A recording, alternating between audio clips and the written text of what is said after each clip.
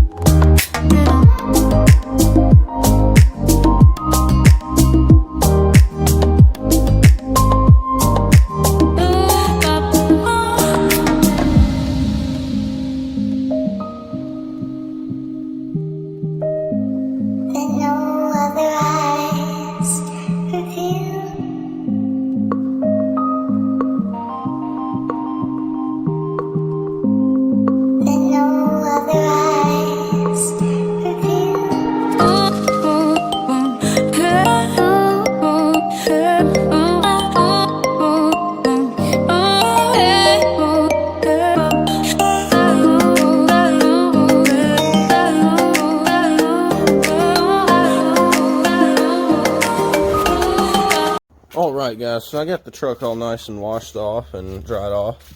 So it's looking a lot better than it did, as you can tell. None of those dirt spots are there anymore. Actually, I'm most impressed with the back. None of that dirt that I showed earlier is there anymore. And I got it all pretty much nice and washed up. Wheels are clean. I need to polish them, but I don't have them to polish right now. I left it at a buddy's house when I was cleaning some stuff there. But they look good for the most part. So I'm going to go ahead and pull this thing inside because I've got some things I need to do to it later. And then I'm going to pull the car up here and get it washed. It's covered in leaves right now. Let's see if I can zoom in on it. Leaves everywhere. So let's get this truck pulled inside and then I'll be right back.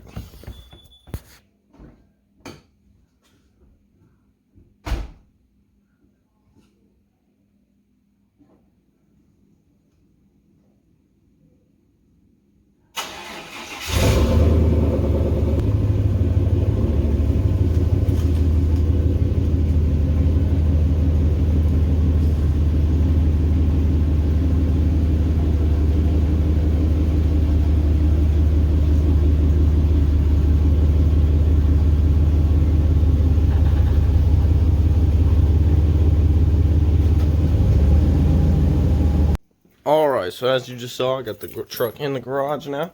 So let's go get the car moved up.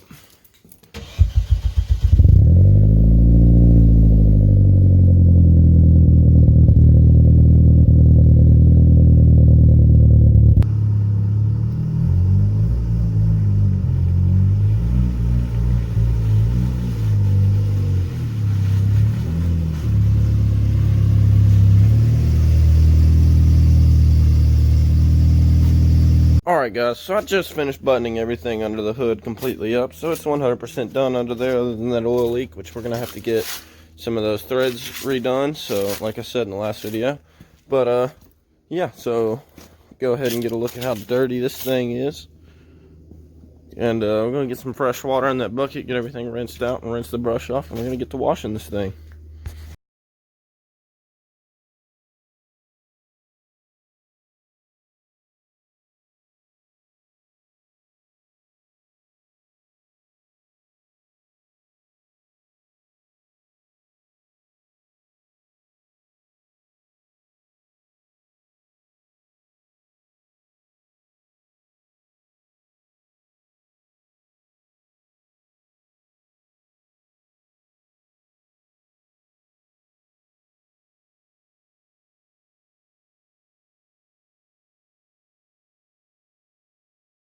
Alright guys, so I got the Genesis all washed and dried off now too. So we got the truck in there done. See if you can see it. Yep, there it is. It's all nice and clean. Got the car nice and clean. As clean as I can get it for now. I got most of it dried off. There's still some water on the roof and stuff. But man, it looks so much better clean now. Still got some leaves here and there. There's just leaves falling everywhere around here. It's fall in Tennessee and with trees all in the yard and everything. But I'm about to take the car down the driveway real fast and I'm gonna get some cinematic shots of it. So here we go.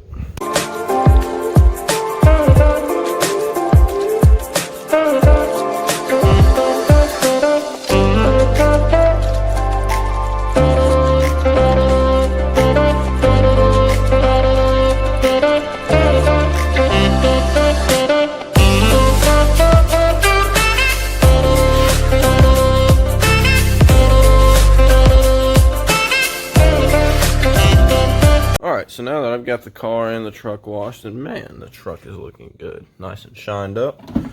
I'm gonna clean the interior out a little bit later, but time to start doing a little bit of work on the truck. My heat hasn't been working for a while now, and I haven't really cared. I changed the heater core on it a while back, and it just hasn't worked since then. So I'm gonna flip the hoses on the heater core around. And I'm going to see if that's a problem and see if I've got them hooked up wrong. And if not, I'm going to check my thermostat first. So I'm going to make sure it's not stuck open. And we're going to see what I can figure out. Alright, so I've got the thermostat out. And as you can tell, it's got a little, my coolant's a little discolored. But you can see thermostat is not seized up, so it's not stuck open. So I know that's not the issue.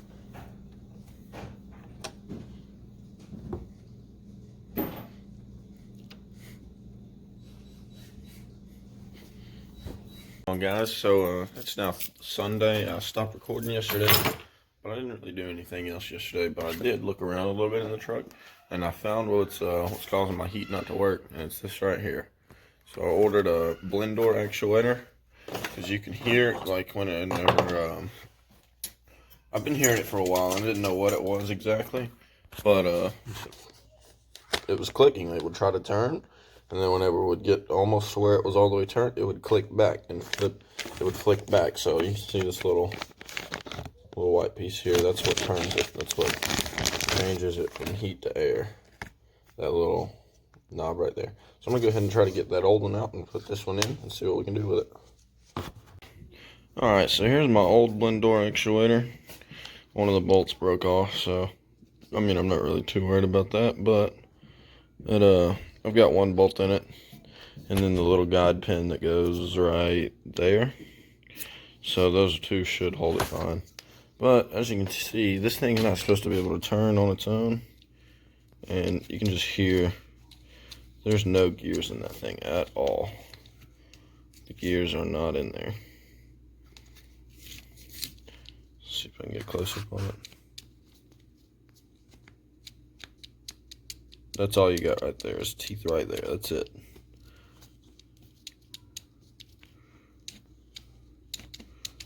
It's pretty rough, but hopefully that solves my issue. I got the new one in, so I'm about to go ahead and put my glove box back in, and we should be done.